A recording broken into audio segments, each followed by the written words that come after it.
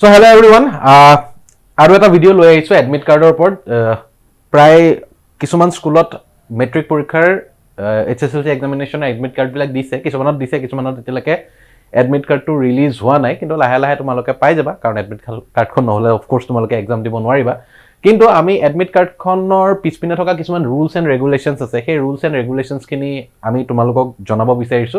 যে তোমালোকে যেতিয়া পৰীক্ষাত এপিয়াৰ হ'বা এপিয়াৰ হতে কিছুমান নিয়ম তোমালোকৰ থাকিব সেইখিনি অৱশ্যে তোমালোকৰ স্কুল যোনবিলাক চেণ্টাৰ আছে চেণ্টাৰতো তোমালোকক জনাই দিব তথাপিও আমাৰ এডুৱেডৰ ফালৰ পৰা আমি চেষ্টা কৰিছো যাতে তোমালোকক এই কিছুমান নিয়মসমূহ আমি আগতীয়াকে জনাই থোৱাটো ভাল বুলি আমি ভাবিলো গতিকে সেই কাৰণে আজিৰ এই ভিডিওটো মই তোমালোকৰ ওচৰতে লৈ আনিছো এটা কথাটো হৈ গৈছে কি কেনেকুৱা ধৰণৰ ৰুলছ এণ্ড ৰেগুলেশনছ বৰ বেছি টান নহয় কিছুমান নিয়ম আছে আৰু সেই নিয়মখিনি সকলো পৰীক্ষাৰ এক্সামিনেশ্যনৰ আগত সকলোৱে মানিব লগা হয় আৰু যেহেতু তোমালোকে প্ৰথমবাৰ এটা ডাঙৰ বোৰ্ডছ এক্সাম দিবলৈ গৈ আছা আৰু বোৰ্ডছ এক্সামত থকা সেই নিয়মখিনি মই তোমালোকক এবাৰ জনাই দিবলৈ চেষ্টা কৰিলো প্ৰথমতেটো ব্লু আৰু ব্ল্যাক পেন তোমালোকে হেতু কথা সকলোৱে হয়তো তোমালোকক কৈছেও যে তোমালোকে নীলা আৰু কোলা পেনৰ বাহিৰে তোমালোকে একো এনেকুৱা কোনো বেলেগ কালাৰৰ পেন তোমালোকে পৰীক্ষা হললৈ লৈ যাব নোৱাৰিবা পৰীক্ষা হলত তোমালোকে লিখিব নোৱাৰিবা যদি লিখা তেতিয়া হলে সেই এনসাৰ স্ক্ৰিপ্টখন কি কৰা হ'ব সেই এনসাৰখন ভ্যালিড বুলি বিবেচনা কৰা নহব গতিকে ব্লু আৰু ব্ল্যাক পেন এটো একদম বেসিক সবেই জানে ঠিক আছে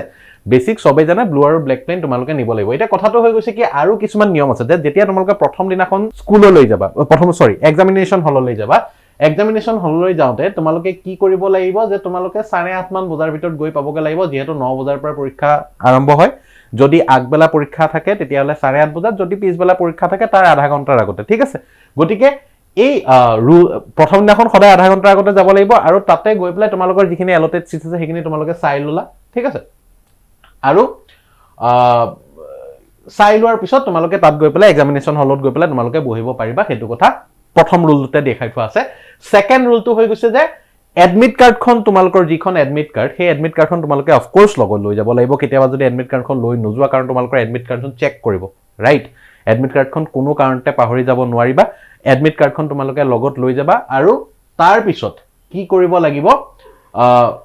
এক্সামিনেশ্যনত হলত বহাৰ পিছত 1 ঘণ্টাৰ আগতে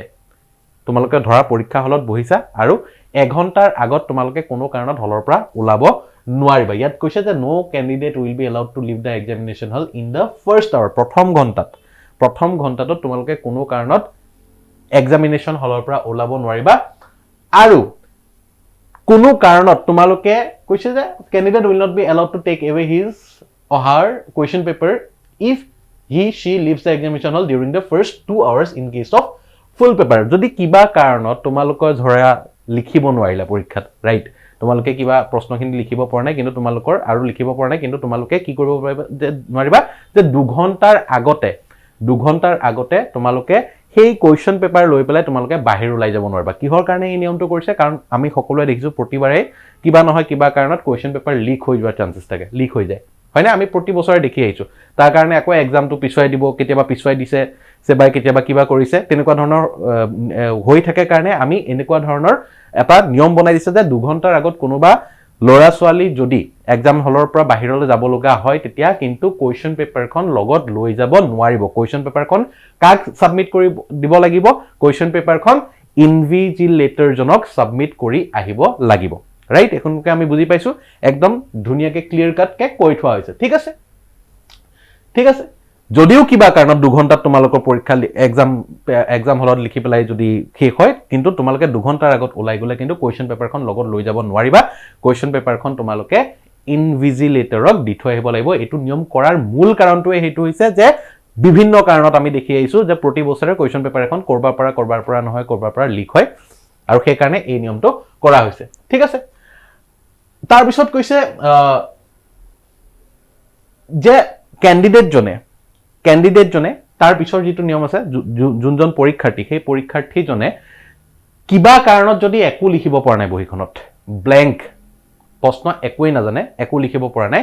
তথাপিও কিন্তু যিখন বহি এলট কৰা হৈছে সেই ক্যান্ডিডেটজনক এলট কৰা বহিখন কিন্তু ইনভিজিলেটৰক দি থৈহে আহিব লাগিব উইদাউট গিভিং দেম দা পেপাৰ কোনো বাহিৰ ওলাই আহিব নোৱাৰিব ঠিক আছে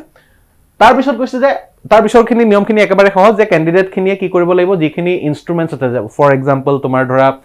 কম্পাছ লাগে মেথছৰ এক্সামত কম্পাছ লাগিব স্কেলছ লাগিব তাৰ পিছত তোমাৰ পেন্সিলছ লাগিব যিখিনি ইনস্ট্ৰুমেন্টছ আছে ঠিক আছে ৰাইটিং এণ্ড ড্ৰয়িং ইনস্ট্ৰুমেন্ট যিখিনি আছে ঠিক আছে ৰাবাৰ এইখিনি নিজৰ লগত লৈ যাব লাগিব ঠিক আছে আৰু কৈছে যে ব্লেক আৰু ব্লু পেন ইউজ কৰিব লাগিব আৰু কিছুমান তাৰ পিছতো কিবা কাৰণত যদি এডমিট কাৰ্ডৰ যিখন তোমালোকৰ এনসাৰ স্ক্ৰিপ্টখনত এডমিট কাৰ্ডত থকা যিখিনি যেটো ৰোল আৰু নাম্বাৰ আছে হেতু ডিস্টিংক্টলি লিখিব লাগিব হেখিনি কথা সকলোৱে তোমালোকে জানা যদি তোমালোকৰ ৰোল আৰু নাম্বাৰটো তোমালোকে যদি ডিস্টিংক্টলি প্ৰপাৰলি নিলিখা তেতিয়া হলে তোমালোকৰ ৰাইটিং যিখন তোমালোকৰ যিখন এনসাৰ স্ক্ৰিপ্ট আছে হেখন মিছমেচ হোৱাৰ চান্সেস থাকে গতিকে এইখিনি আছিল কিছুমান নিয়ম আৰু তাৰ পিছৰ নিয়মখিনি বৰ এটা ইম্পৰ্টেন্ট নহয় যদিও যোনখিনি মেইন নিয়ম এই নিয়মখিনি তোমালোকে ভালকে মানি চলিব লাগিব আৰু তেতিয়াহে তোমালোকে এক্সামটো তোমালোকৰ ৰুলছ এণ্ড ৰেগুলেশন মতে যাব আৰু আশা কৰিছো এই এক্সামটো তোমালোকৰ সকলোৰে ভাল হ'ব ঠিক আছে গতিকে এইখিনিয়ে আছিল আজিৰ এই এডমিট কাৰ্ডৰ সম্পৰ্কীয় কিছুমান ৰুলছ এণ্ড ৰেগুলেশনছ আশা কৰিছো ভিডিওটোৰ পৰা তোমালোক কিছু হলেও উপকৃত হৈছে আৰু যদি আমাৰ ভিডিওখিনি ভাল পাইছা তেনেহলে লাইক এণ্ড শ্বেয়াৰ কৰিবা লগতে আমাৰ চেনেলটো সাবস্ক্ৰাইব কৰিবা